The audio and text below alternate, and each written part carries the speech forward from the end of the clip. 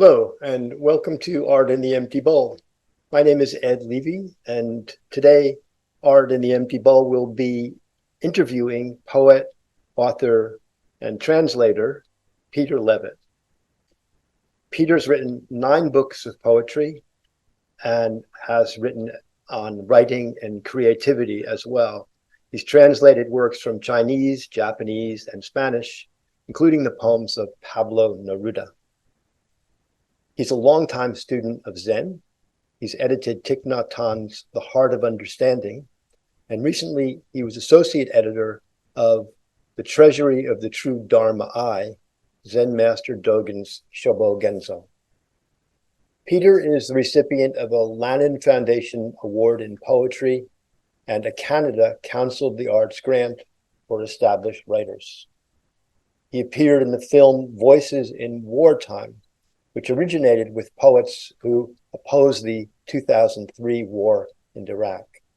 Peter lives with his family on Salt Spring Island, British Columbia, where he is the guiding teacher for the Salt Spring Zen Circle. Please join me in welcoming Peter Levitt. Great, thank you. Thanks so much, Ed. Yeah, I'm pleased to have heard from you to say let's have a conversation. So that's great. So I wanted to start by because in your book, Finger Painting on the Moon, you talk about your process of becoming a poet and how at some point it seemed like a conscious choice. This is what you wanted to do. Mm-hmm. And I just thought maybe it'd be nice to start with that, talk about how you realized that you were a poet or you needed to be a poet or you wanted to be a poet and how that what that process was like. I was a extraordinarily sensitive child, like most children, but I was also a very sick child. I was sick for the first 7 years of my life. And my world, of course, I wasn't in bed all the time, but I was in bed a lot. And my world was a little bedroom in the Bronx, often with the lights low because I would have high fevers and, my eyes would hurt and my whole body would hurt, etc. And so my world consisted of listening to music on the radio. And I listened to everything, classical music, jazz, popular music, and my books. And in that, and my mother coming to bring me food and check on me in some way. So I was alone a lot. And I developed a real sense of myself inside. I had a very rich internal world. And also, as is often the case with children like that, and also people who can't sort of know what's going on in the other rooms, I sort of developed a kind of sense of like some idea of what was going on outside of my room, almost like antenna. And as I finally started to get healthy when I was 8 years old, that deep internal world and that way of sort of being hypervigilantly attentive and aware of what was going on in the environment around me stayed with me. And it became my way of being in the world. William Carlos Williams, another great New Jersey person, said, the poet thinks with the poem, and that in itself is the profundity. Mm-hmm. The poet thinks with the poem, and that in itself is the profundity. I found that writing was the most profound act in my life, and I didn't want to give that up for anything. So I committed myself to it completely. And I just decided, no matter what, I know this is impractical. I know that there's no way in the world for this to make sense to anybody but me. But I don't want to leave that profundity, that internal world, and the way I contact it behind. And so I dedicated myself to writing, and I wrote all the time. So was writing a way to find out what was going on in there? Yeah. Well, I was thinking of because William's statement reminds me of something I think Pascal once said, which is, I don't write what I think. I write to find out what I think. Exactly.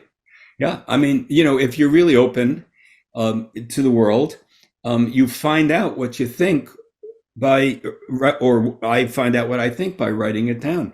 I mean, the world is not made of language. The sky is blue. Sky is not, we have a word called sky, but that vault, that's not sky. Blue is not BLUE or AZUL in Spanish or anything like that. So we're always translating the ineffable world into language. But that act of translating the world that's not made of words into words is a way in which the world becomes real to us in a dimension that's not limited by the physicality of the world, although that's enormous for us. We are physical creatures in a physical world, but it makes it possible to have some comprehension and use this thinking mind to try to figure out, well, what is this? Where am I exactly? What's going on here? And so because we think in words, when we bring the world that's not words into words, we have something that's pretty amazing, actually. And if we can transfer that translation into language from non-language all the way over to someone else, that is, to me, absolutely miraculous. I'm fairly new to Zen, but I was reading about Dogen. Yeah. Uh, there's apparently he differed with many other teachers in that precise point about language, being able to carry something of the reality and flavor of enlightenment. Well, Is that true, or did I misread yeah, that? yeah, no, no, no. I mean, Dogen is very complex, and to me, he's absolutely pure poetry. When people read Dogen, most people have no idea what he's talking about. And one of the reasons is that Dogen used words to undo the usual functioning of the cognitive mind that thinks in words. So it's almost as if he was writing one koan after another that you can't possibly figure out what it is. But he would do it in a way that would force you into the place beyond language, the place beyond words, which is where poetry takes you. With poetry, you don't end up with words. Good poetry takes you to the world that the words came from, the world outside of language. And Dogen did that too. And in a curious way, I haven't thought of this before, but I think this may be fairly accurate. Zen is known as a tradition outside of language. Dogen used language to take his students, the ones that he was giving these lectures to in the 1200s. He lived from 1200 to 1253. He was using his way of using language in his Dharma talks and in his various writings to force them beyond what they could think, which was the world beyond language. So he took them back to the source in a way.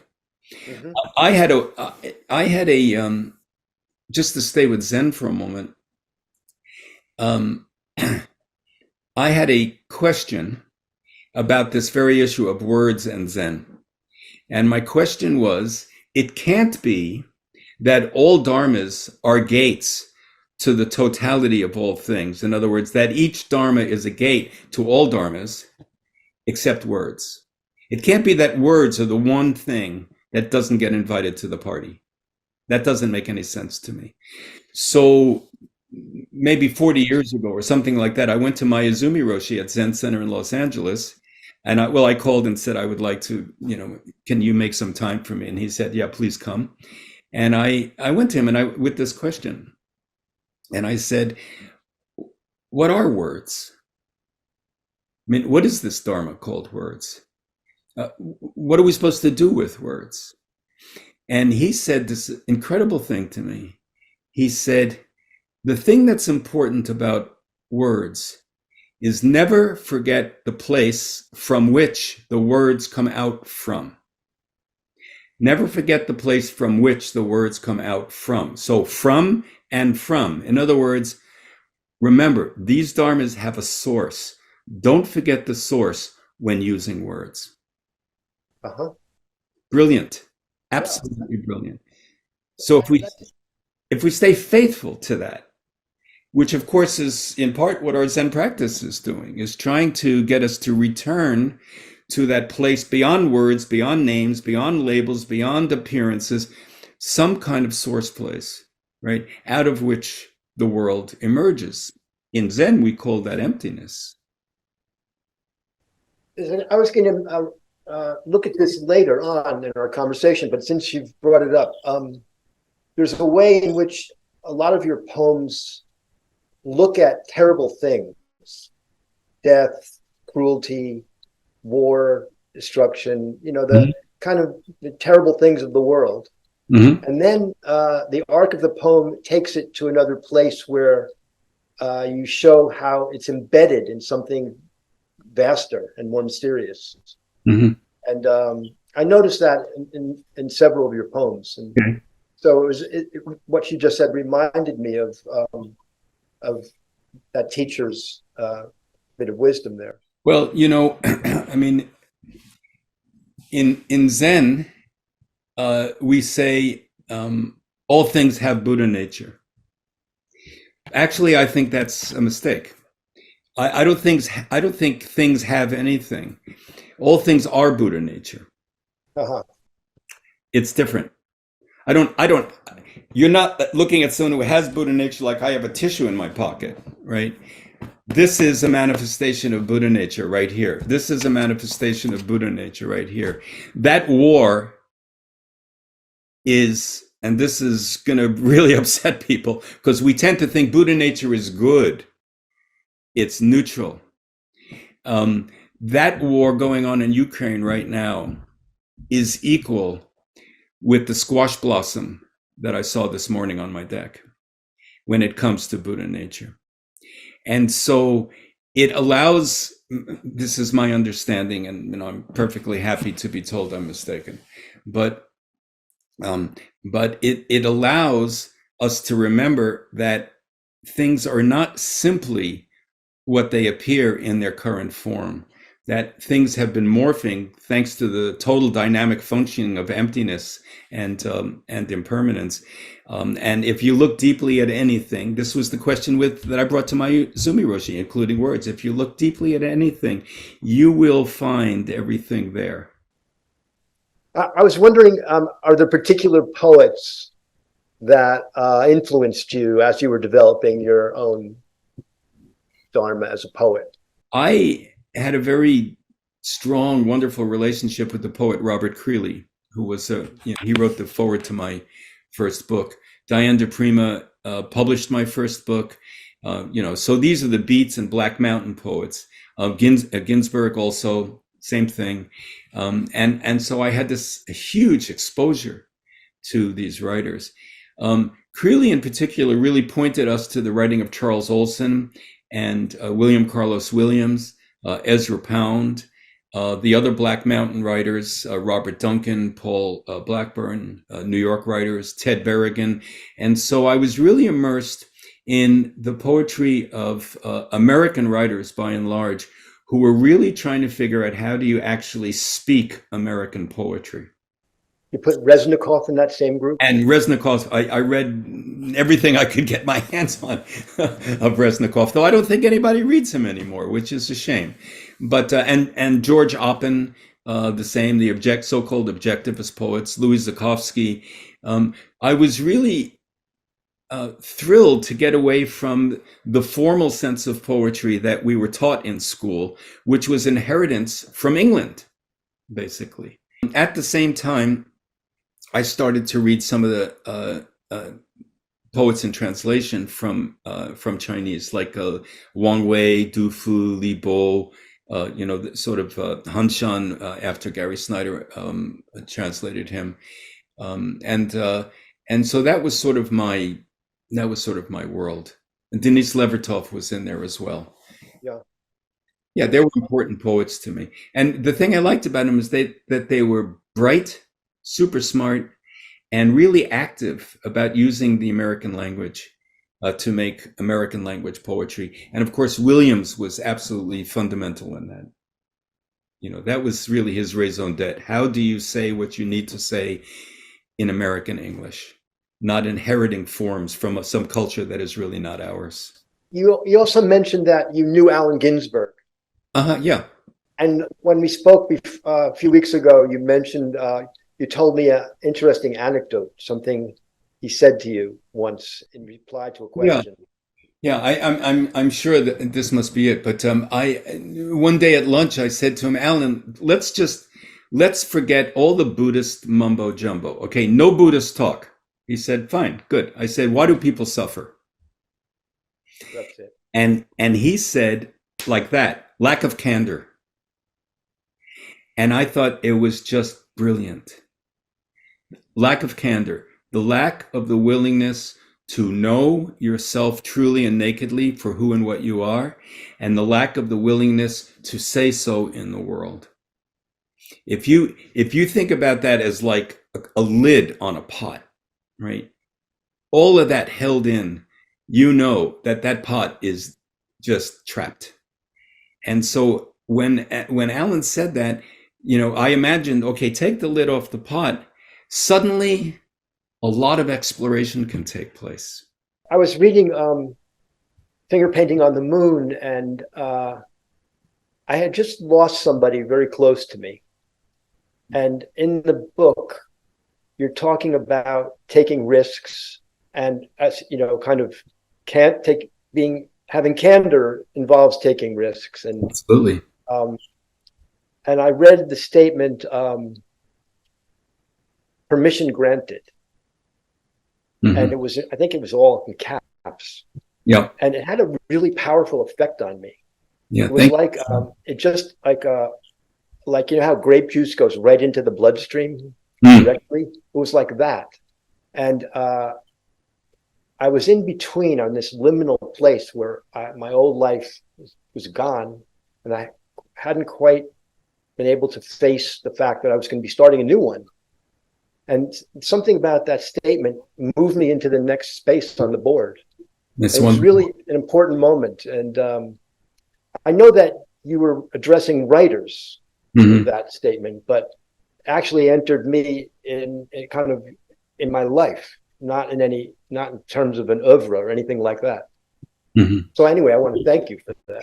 Yeah, thank you. I'm glad to hear it. I mean, as writers, we never know, nor can we know, what effect we have on people. So, getting to hear something like that is important. Keats said, the reader completes the poem.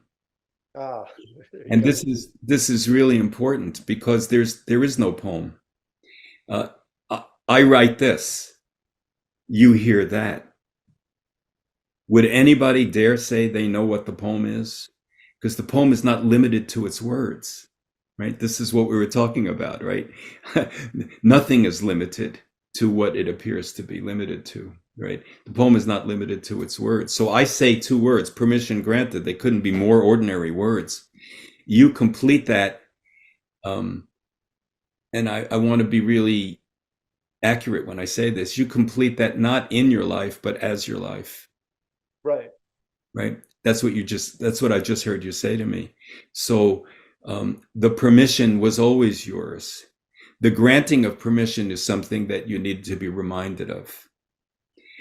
No one taught you what permission was.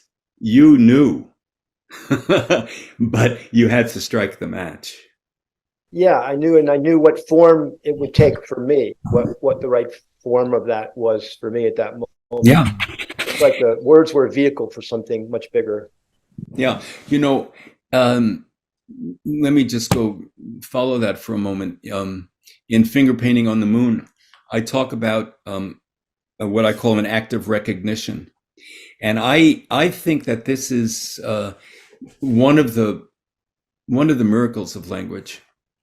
When let's say a poet is writing, often they will, because they start with an open disposition, we don't know what we're going to say when we start writing. The poem is going to be the way we discover what it is that we say. At least that's my case, and I think it's the case for many poets. But at some point, we almost stumble into something inside of us recognizes something. And when I use the word recognize, it means recognize. So re means again, and cognize, let's just say know. I'm going to expand the meaning of cognition to knowing instead of thinking. So we know again something that we must have always known, but we didn't know it in that moment until we were writing. So we have an act of recognition. If the poet is able to not interfere with the expression of that act of recognition and keep it in the poem, there is the miraculous chance that a reader will have her own act of recognition when she reads the poem. The reader will also know again something that she always knew, but it took the words in the poem for her to say, oh, right. So that's so interesting. So what's being transmitted isn't just the semantic meaning of everything, but the actual experience of recognition on the part of the writer and the poet. Yeah, well, that's right. And just to go a little further with that in terms of poetics, Charles Olson, who I mentioned, was really important, terrific poet at Black Mountain, and after he was at Buffalo also. But Olson said that there are many sources for a poem, and that a poet goes from the source. Remember what Maezumi Roshi told me, right? Don't forget the place from which the words come out from, okay? So a poet will go from the source through the vehicle of the poem all the way over to the reader without loss of one thing. The energy found at the source. The energy found at the source. Not the words, not the content, not the thinking, the energy. So that it becomes, in Zen, we talk about direct transmission. Poems can be vehicles of direct transmission, mind to mind transmission, if we don't lose the energy found at the source. Isn't that sweet? Very. It's terrific. Yeah. I was trying to explain, but this is great because this is where Zen and poetry find each other. We're dealing with this impossible to name Tao or way. Tao means way, like Tao Te Ching, Tao. We're dealing with this thing that can't really be named, and yet the world is language, and the world is not language. They work together. Yeah, I was going to ask you, I guess poetry came first and then you discovered Zen. And I was going to ask you how that happened. Well, it was the other way around. It was 1967 in San Francisco. Everything was on the table. We were exploring everything. And I had been taught how to meditate. And so my meditation and my writing practice found each other, and Zen was right there. And even though there were all other kinds of Buddhisms so-called available to me, there was Tibetan Buddhism and, Pure Land and Nichiren, everything was there. Zen immediately felt like home to me.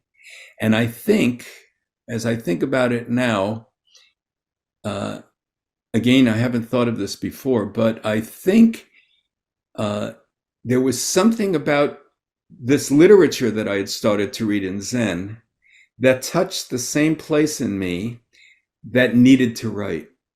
That place that wanted to find something out.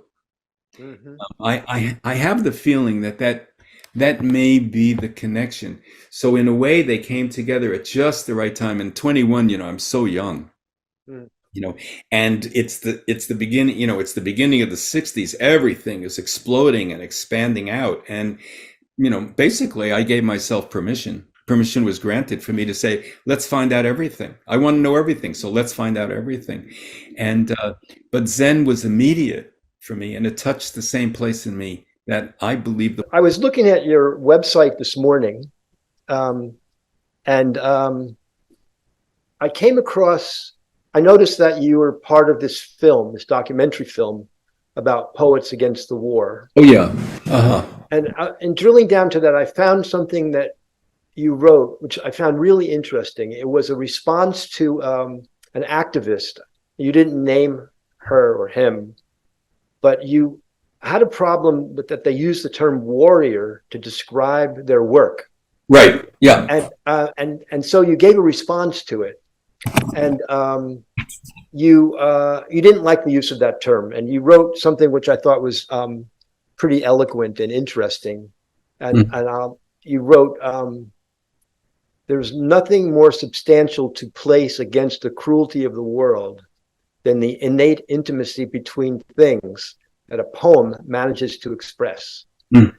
And then you wrote, fill the air with poems so thick, even bombs can't fall through.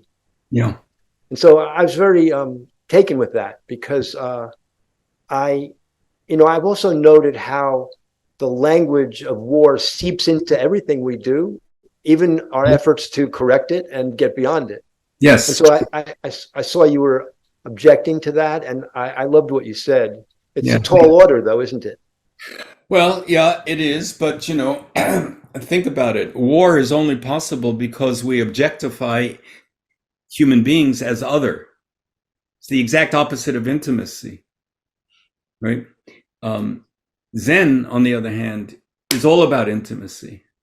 And in fact, Dogen said, this is in translation, but enlightenment is intimacy with all things. Mm. And his word shimitsu, Japanese, shimitsu, means wholehearted, nothing but intimacy.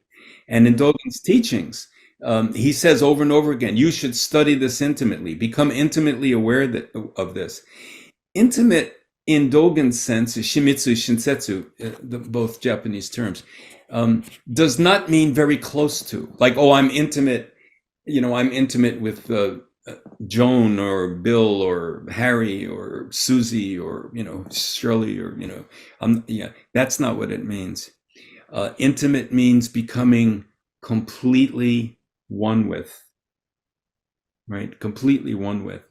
So here we have completely one with, and then we have war, completely other, completely separate, completely distinct from.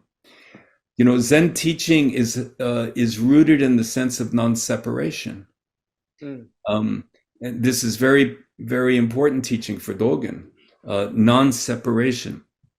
If we look carefully at things, we will find non-separation functioning. It's called the functioning of emptiness and impermanence that brings all things into existence. I'm very opposed to the use of the word warrior, even though I have many good friends who use the word warrior, and there are wonderful Buddhist teachers who use the word warrior and spiritual warrior and all.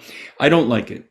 And the reason I don't like it is because if you look at where the word warrior comes from, it comes from were, which means confusion.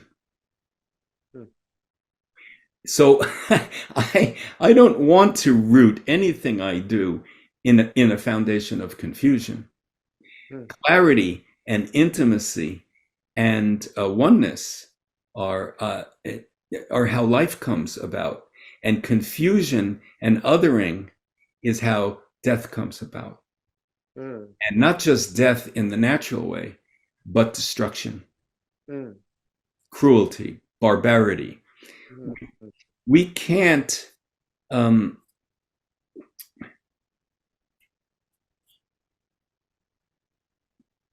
my mind, we cannot justify war because its foundation is a confusion or a lack of clarity about what things really are. This is very challenging for many people. I've said in the Zendo, I know you don't like Donald Trump, but he is my brother. People really don't like that. But nobody gets thrown out of the circle. We're all in this circle. All things are Buddha nature. And we don't get to say, oh, he's not, I don't like him. If we look at somebody like Trump, repugnant as I find him, and, maybe I'll offend people, but that's, fine, I can live with it. But as repugnant as I find him, the essential difference is our opinion. Can you throw someone out of the circle as a Buddha? Can you throw someone out of the circle as a Buddha? Yeah. No, you can't throw anything out of the circle. The circle is a circle. It's all inclusive. Our practice is all inclusive. Realization is all inclusive. Buddha nature is all inclusive. Nobody gets thrown out of the circle. I don't have to like what they do. I don't have to like what they say. I have my vows and my precepts. When I take a vow not to kill, that includes doing what I can to prevent the kind of killing that causes, destruction and harm and all of that. But I don't get to say, here, I'm completely right and you're completely wrong, so you can't be here on this planet with me. I don't get to do that. That's confused understanding. And that's why I'm so opposed to the use of this word war and warrior. Yeah. Basically. Right. It's the opposite. It's sort of atavistic. Yeah. In terms of moving into a new way of looking at everything and healing the world. It's an atavism. Yeah. I mean, something else you said about it that I'd like to read. Sure. It also moved me. You said, let me say then what I most believe. We cannot and will not have peace or sustainability or pervasive, meaningful change in the direction of a life that is completely in favor of providing the nourishment that life itself truly needs. Unless peace, sustainability, and life-giving nourishment fully possess the imagination and every means through which this imagination is expressed. That's a really interesting statement, and it kind of moves me to what I wanted to ask you about, which is the imagination, and that's a big part of what you talk about in Finger Painting on the Moon. Yes, and stress that people need to cultivate and give themselves permission for. Yeah. Well, William Carlos Williams is all over that statement. Williams said that we cannot die unless death has first possessed the imagination. Now, that may not be true, right? We know that because people, they're walking down the street and all of a sudden something falls out of a window, hits them on the head and they die. It's not like their death possessed their imagination. So that may have been an imaginative leap for Williams. But what he was saying basically was that the products of the imagination have to possess us completely in order for them to become real. And he even said in his writing on the imagination, only the imagination is real, which is very interesting. Now, Diane de Prima, in another poem, wrote, the only war that matters is the war against the imagination. This is really important. The only war that matters is the war against the imagination. Now, why would she say that? And why would Williams say only the imagination is real? And when I considered that, when I think about it, it's really my sense that it's our job to nourish it so fully that we become so fully immersed in the vision of the imagination that then we really cannot get away from knowing everything we need to do in order for there to be peace, in order for there to be a poem written, in order for love to be authentic and true and not selfish. It has to really possess us, because if we're possessed with it, we will know beyond words what the right moves are and what the moves are that work against it. Yeah. In our culture, many years ago, I think it was in the late 70s, I was part of a project called Word Peace Midnight. This was in Los Angeles, and there were poets spread all around the city in different places, and we were going to give readings or talks or something about peace. And then at midnight, we were going to release balloons. And so people came with their children in their little pajamas and all over the city. It was quite something. And I was in an alley next to a gas station. That was the place I was given. And I said to the people who came, I don't know, there were maybe 30 people. This is, midnight, something like that. I said, we all know images of war. Everyone has images of war. We're inundated with images of war. So what does war look like? And everybody knew. Everyone is just talking and raising their hand. And, and then I said, yeah, it's very good. Okay, so now What are your images of peace? Silence. Finally, someone said, well, a cow walking in a field.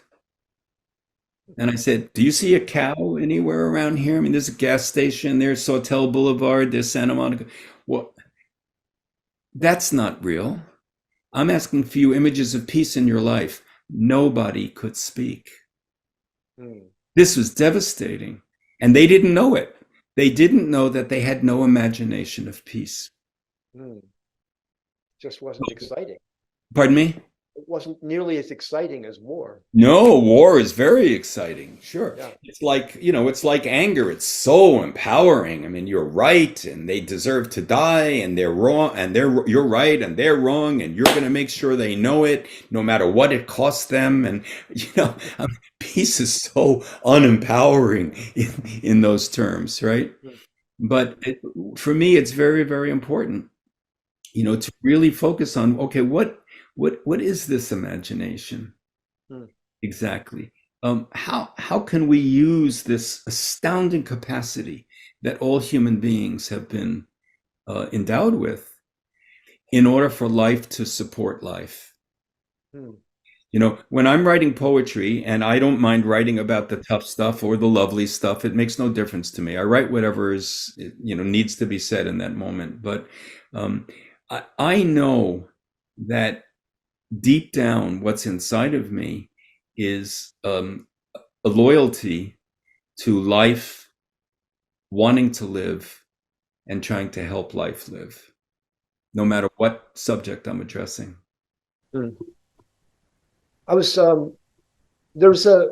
reading some philosopher, and he was talking about the reason they insisted on realism in the Soviet Union under the worst period of the Soviet Union is that they didn't want anyone imagining an alternative to it. Right. Yeah, sure.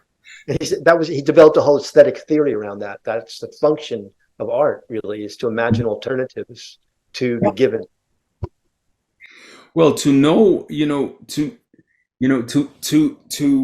have any kind of dogmatic box around life is to limit what life actually is.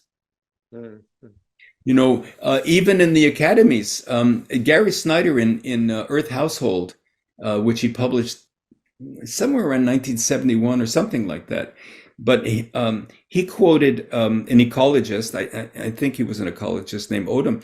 He said, there's more information in 1 square yard of the forest than there is in all the libraries of Europe.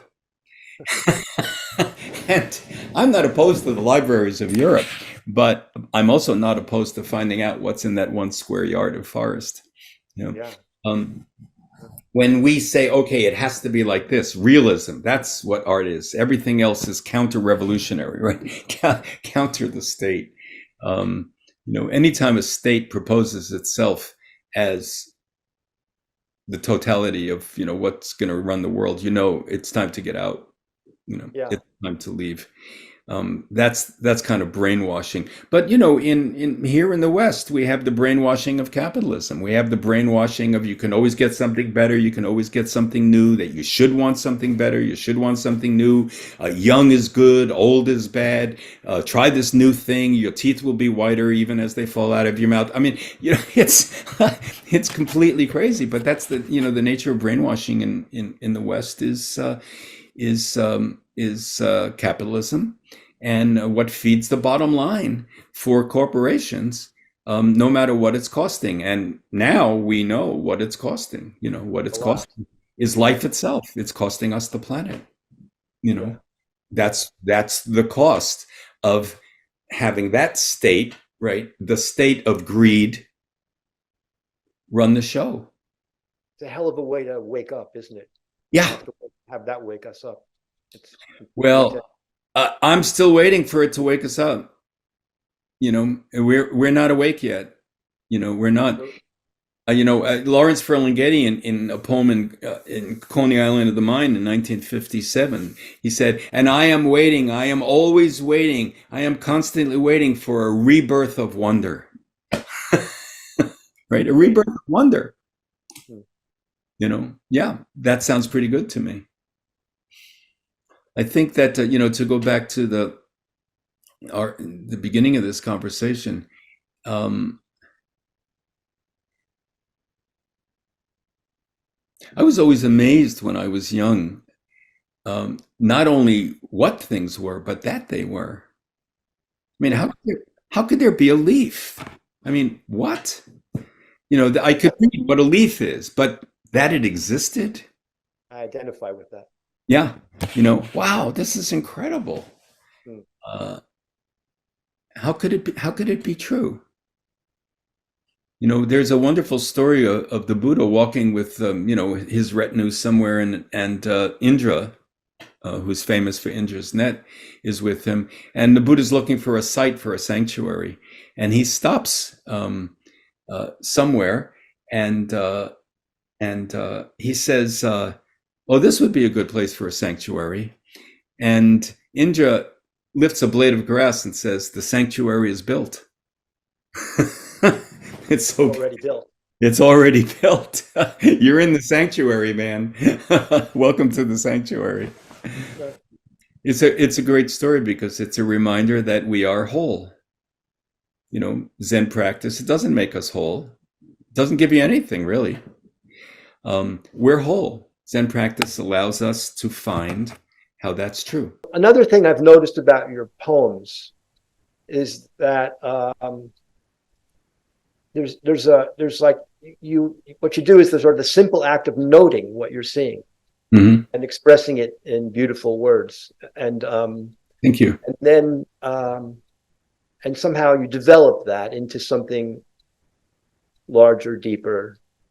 And the poem "First Snow" struck me as an example of that. And What book is that? it's in Within, Oh, okay. Let me. and it's on page 48. Oh, okay. Let me. Uh, I've got. Okay, hang on a second here. I've got Okay, pages here. What page is it on? on page 48. Oh yeah.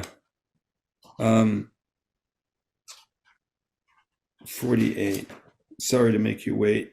No, we can Oh yeah. cut out the blank spaces. Would you like me to read it? I love it. Yeah. Yeah, thank you. First snow. Yes, that word is important. Yes. Yes. We used to play until the thin skins of our gloves were soaked and our hands ached with frost. Then we'd find a place, a radiator in a building where no adults would come, so we could strip off our gloves and boots, while some of us, the brave ones, took off their pants. And we'd warm our toes and fingers and backsides until the frost burned right out of them.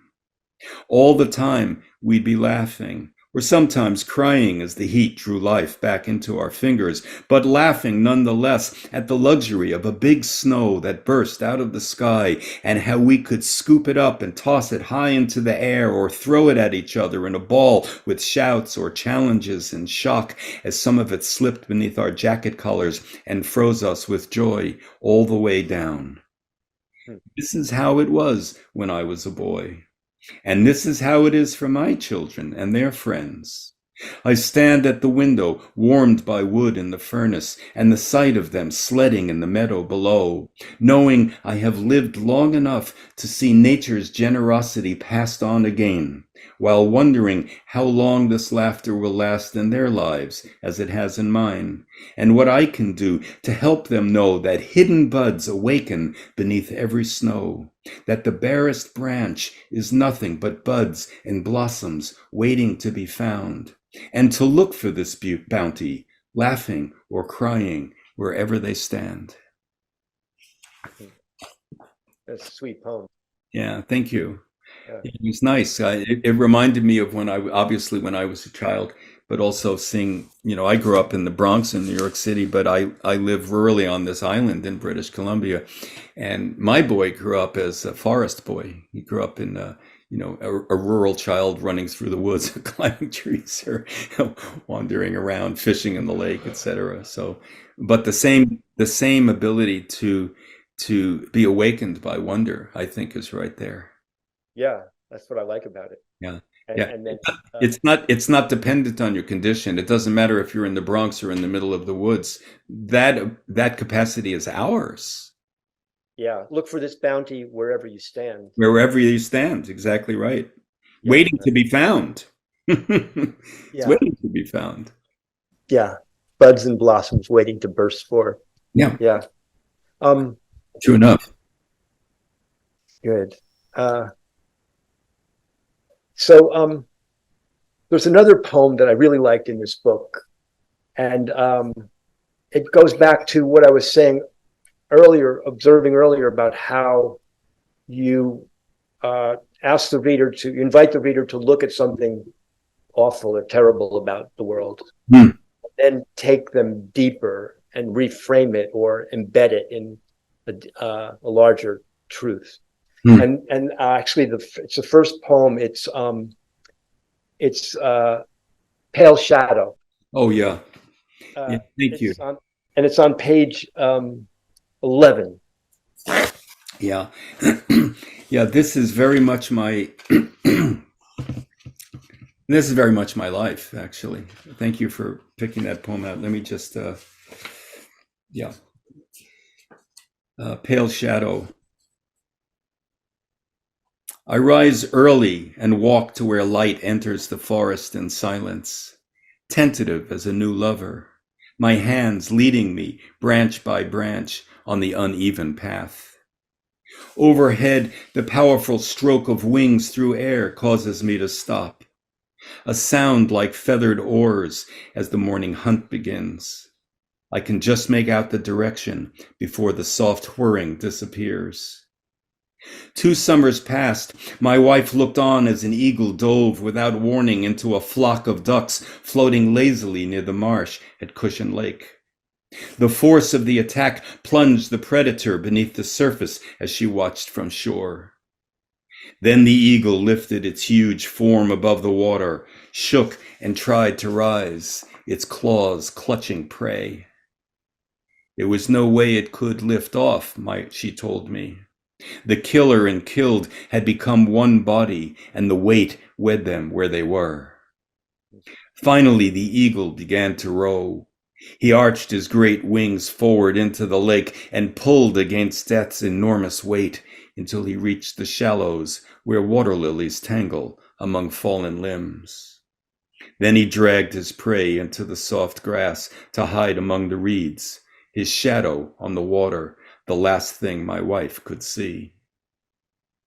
There is a silence that surrounds this world of shadow and light, an unmoving invisibility that clarifies each thing as it is beside the next, a membrane that shapes the detail one by one. It is how it all conjoins. I walk in the woods beside the river that rolls its soft tongue among stones night and day. It is not words that guide me, not life or death or change or anything I can name. It is the stillness before any name is given and the stillness just after. The unseen body that lives in the space between trees or flows beneath the earth's green water. I hold the image of the eagle's kill, no different from the first time I saw my children bathed in the birthing blood that helped to keep them alive.